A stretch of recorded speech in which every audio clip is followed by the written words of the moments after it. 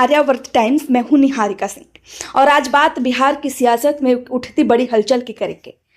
क्या तेजस्वी यादव को लगने वाला है बड़ा झटका? क्या महागठबंधन में होने वाली है टूट? दरअसल इंडिया इंक्लूसिव पार्टी यानी आईआईपी के राष्ट्रीय अध्यक्ष और सहरसा से विधायक आईपी गुप्ता ने हैदराबाद में एआईएमआईएम के स्थापना दिवस कार्यक्रम में मुख्य अतिथि के रूप में भाग लिया और इसी एक मंच ने बिहार की राजनीति में एक नई बहस छेड़ दी है। हैदराबाद में आयोजित एआईएमआईएम के स्थापना दिवस समारोह में पार्टी प्रमुख असदुद्दीन ओवैसी की मौजूदगी में आईपी गुप्ता की विशेष उपस्थिति ने राजनीतिक हलकों में हलचल बढ़ा दी है। ध्यान देने वाली बात यह है कि आईपी गुप्ता फिलहाल बिहार में महागठबंधन का हिस्सा है। पिछले विधानसभा चुनाव में उन्होंने राजद और कांग्रेस के साथ मिलकर चुनाव लड़ा था, लेकिन अब सवाल यह उठ रहा है, क्या यह सिर्फ एक औपचारिक आमंत्रण था या फिर आने वाले राजनीतिक बदलाव का संकेत? आईपी गुप्ता भले ही अपनी पार्टी के इकलौते विधायक हो, लेकिन बिहार की राजनीति में हर एक सीट का महत्व है। महागठबंधन पहले ही अंदरूनी समन्वय की चुनौतियों से जूझता रहा है। ऐसे में अगर कोई सहयोगी दल एआईएमआईएम के करीब जाता दिखे तो यह संकेत साधारण नहीं माना जाएगा। राजनीतिक विशेषज्ञों का कहना है कि अगर आईपी गुप्ता एआईएमआईएम में शामिल होते हैं तो यह सीधे तौर पर तेजस्वी यादव के नेतृत्व पर सवाल खड़ा करेगा। एआईएमआईएम ने इस कार्यक्रम में बिहार के अपने 5 विधायकों और मुंबई कॉरपोरेशन चुनाव में जीते 8 पार्षदों को सम्मानित किया। यह साफ संकेत है कि ओवैसी की पार्टी अब सिर्फ हैदराबाद तक सीमित नहीं रहना चाहती। बिहार, महाराष्ट्र और अन्य राज्यों में संगठन विस्तार की रणनीति पर काम चल रहा है।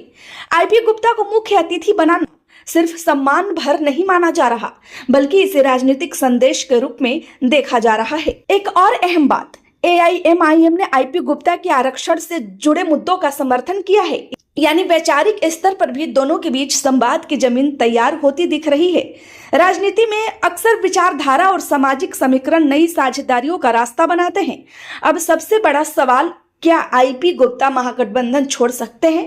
तकनीकी तौर पर देखें तो वे अपनी पार्टी के अकेले विधायक हैं। ऐसे में निर्णय लेना उनके लिए आसान हो सकता है, लेकिन राजनीतिक तौर पर यह कदम बड़ा रिस्की भी होगा। महागठबंधन से अलग होना उन्हें क्षेत्रीय स्तर पर मजबूती देगा या अलग थलग कर देगा, यह भविष्य की रणनीति पर निर्भर करेगा। तेजस्वी यादव फिलहाल विपक्ष की राजनीति को धार देने की कोशिश कर रहे हैं।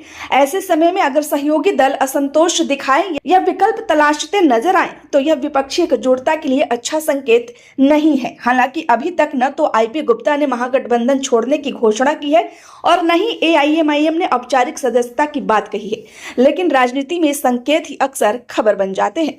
आने वाले दिनों में अगर आईपी गुप्ता एआईएमआईएम की नजदीकियां और बढ़ती है तो बिहार की सियासत में नए समीकरण बन सकते हैं।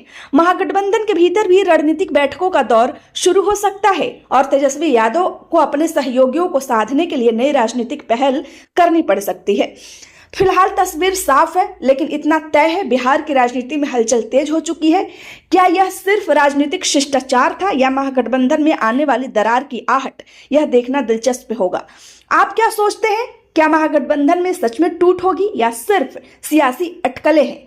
खबर आपको अच्छी लगी हो तो लाइक करें और हमें कमेंट में अपने क्वेश्चंस को, अपने राय को, अपने क्वेरी को जरूर मेंशन करें और साथ ही बताएं कि ये क्या हो सकता है बिहार। क्या बिहार में फिर से सियासी मामला गरमा सकता है? जैसा भी आपको लगे हमें कमेंट में जरूर बताएं और जितना हो सके खबर को शेयर करें।